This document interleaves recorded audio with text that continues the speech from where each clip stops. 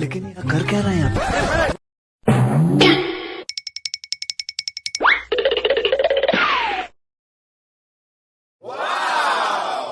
तुम्हा का लागे आळी बळी गई का ई उल्ली मेळ पल्लायखी तुम्ही आळी खाधी का પેલા બેક ફોટા પાડું ના પછી ધોવીને અહીં હમારી કાઢું દી